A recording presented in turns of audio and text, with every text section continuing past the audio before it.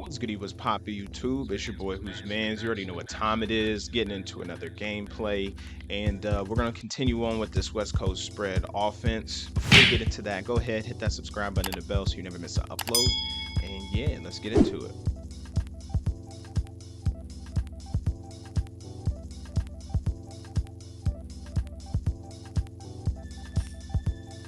I know it's been a minute. Your boy was in school, finally done on the hunt for a job. But anyway, we are today going over the West Coast spread offense and the runs. And I'm not gonna go over formations and things like that. I'm gonna go over the concepts, and then I will have some gameplay on that. So as I explained before, the West Coast offense primarily emphasizes a quick passing game, but also incorporates running plays to maintain the balance and keep the defenses honest. While the passing game is a focal point, the running play in the West Coast offense typically involves concepts that complement its quick passing nature. Some of the main running plays commonly associated with the West Coast offense are draws, inside zone, outside zone, counter runs, and then you have your option runs. The draw play is a delayed handoff to the running back designed to deceive the defense by initially resembling a passing play. It capitalizes on defenders rushing upfield and aims to create running lanes for the ball carrier. The next play we have is the inside zone. This play involves the offensive line blocking defenders along their assigned zones, creating inside running lanes for the ball carrier to exploit. It relies on quick decision making by the running back to find the most favorable gap. Here we're going to run a few inside zones. And if you want to understand how to read the inside zone, I have videos on my channel already explaining that. The next play is the outside zone run, and in contrast to the inside zone, the outside zone aims to stretch the defense horizontally. The running back aims to reach the edge of the defense, looking for cutback lanes or opportunities to bounce the run outside.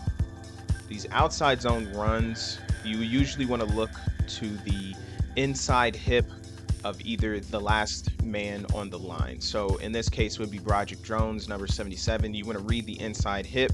It's 3 steps and make your cut and go. So you look here, he has out inside leverage.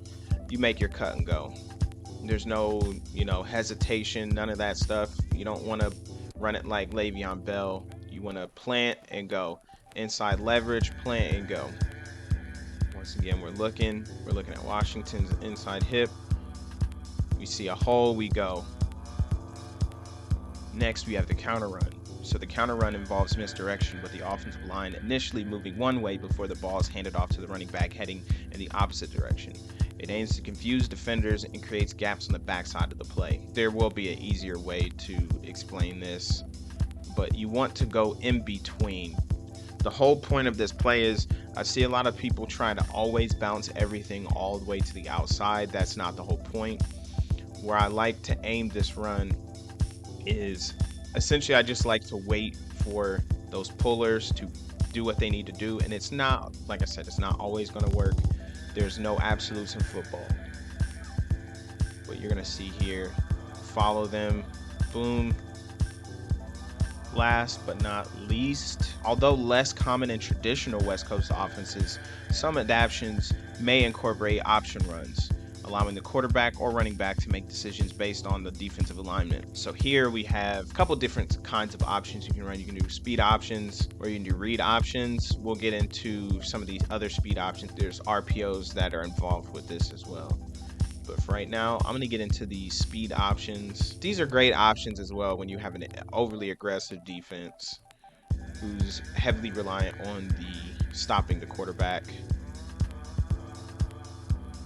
As you see there, I was able to pick up a good amount of yards. And now you have your more popular read option.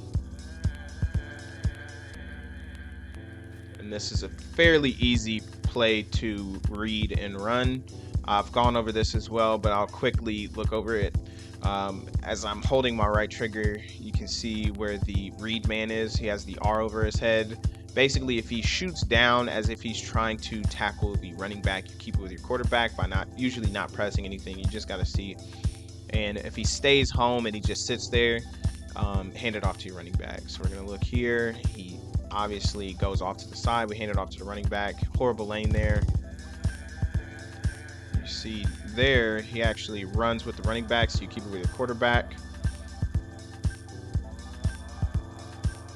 In the West Coast offense, running plays often serve as a complementary element to the passing game. These runs are typically designed to be quick hitting, take advantage of the defense's alignment, and keep defenses from solely focusing on defending against the pass. The goal is to maintain offensive balance while exploiting the weaknesses of the defense. Okay, so this very first play we're going to be looking at is going to be the outside zone or the stretch. And basically what's happening here is we're creating a flow that goes one direction. Everyone's going this direction. The whole play is not to get outside and try to bounce it out, all the way outside. That's not the point of the play. The point of the play is to create cutback lanes, opportunities to cut it up, right? And get upfield as quick as possible. We're going to be looking at lane 1, lane 2, and lane 3, right? How are we going to determine which lane we're going to take? We're going to look at this player here. If this defender is able to get outside of this defender, first and foremost, and you'll be able to tell before you even get the ball, that's when we're going to cut back up into this lane. This first gap is not there. We are now looking to the second gap. What's going to determine whether we go to this gap or we go to this gap here is going to be this defender. If he is able to get Phil inside of this gap, then that's when we're going to go and cut back into this lane.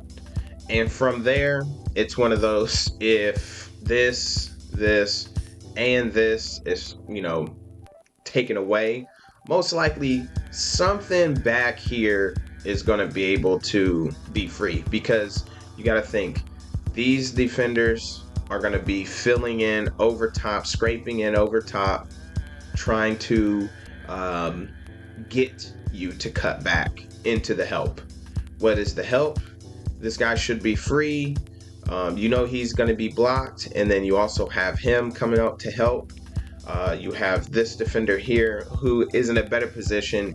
He should be filling in over top as well, but that's why this defender is going to stop and kind of hesitate, is to, just in case we get a cutback, he's not all the way over here and there's nobody except for this one particular defender to stop. But I'm going to let this play, and then you're going to see how this is going to go out. All right, so first and foremost, we see this defender. He has his back turned. This is a muddy read. However, he's gotten himself off the line of scrimmage, so I'm still filling into this gap outside here. And you see here how this is working. He's got this guy. This guy is going to block him. He's blocking him. And as you see, the whole point of this block here is to get in front and seal off, right? He's trying to get in there and seal off. Your center should not be looking backside. He needs to attack this defender. He's doing the right job. This defender, or this guard, is not doing the right job either. He needs to be attacking that linebacker, and then same with Firemuth, needs to be attacking forward. Madden does not program this correct at all, but it is what it is. We're gonna let it go forward, and from here it's just, you gotta make your reads. All right, so here we have inside zone. Inside zone is very similar to the outside zone, and basically what we're looking at is the front. Okay, where's your 3-tech? I always like to run away from the 3-tech with an inside zone. In this case, we have 2 3-techs. This is wide open here, but you'll see why in a second. Okay, if I was smart, I would have flipped this play. Instead of it being weak, I would have flipped it and gone to the strong side. Reason being, we have the numbers. First off, that was a bad line there. I like to split everything down the middle. If you look, as far as our offensive line, center is out. We have 1, 2, 3, 4 to 1, 2, 3. When you're looking at it this way, right? Whose play side? So we'll look weak side first. Whose play side? Because this defender's in the box, it's gonna make it easier for him to get up the field. So most likely what's going to happen is he'll block him, he'll try to block this guy, he'll try to block him. They're all out leveraged. However, backside, we're looking, is anybody play side? Nobody's play side over here. So what's going to happen? He's not going to go that way. He's going to go back, seal this off. Next, we're going to have our second tight end. He's going to block him. That's your first double team. Is anyone play side for our tackle? No. He's going to block him off. Is anyone play side for the guard? He's going to block him off. That should be a second double team. And how this should work is now this tackle should, somebody should come off of one of these blocks here. Come off, I believe it should be him, and take him as, you know, that block happens. And then your backside, look at that. So now you have somebody scraping over top to help block and seal everything off. But you see, you're gonna see I didn't do that.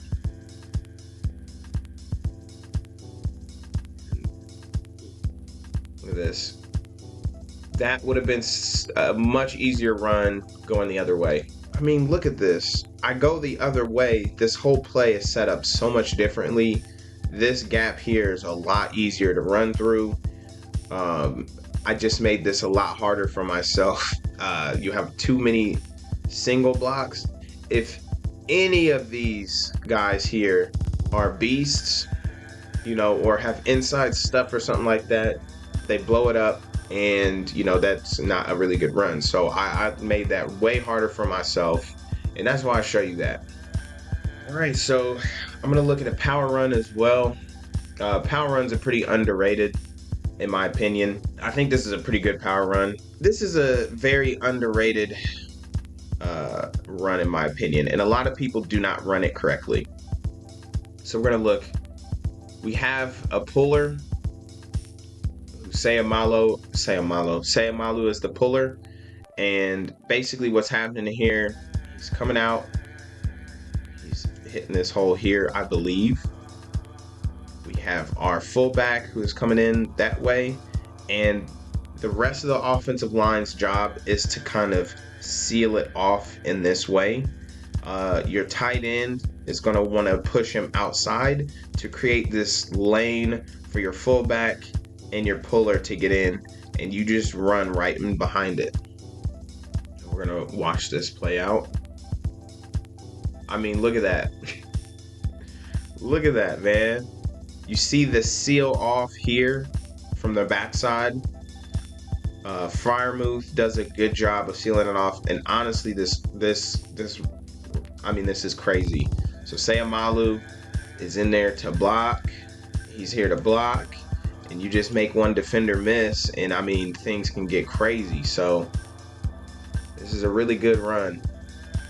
A lot of people try to always bounce this outside, right? Everybody always tries to bounce everything outside. That's not the whole purpose of these runs. You know what I mean? Thank you for watching this video. Hopefully the in-game examples I've shown you were good.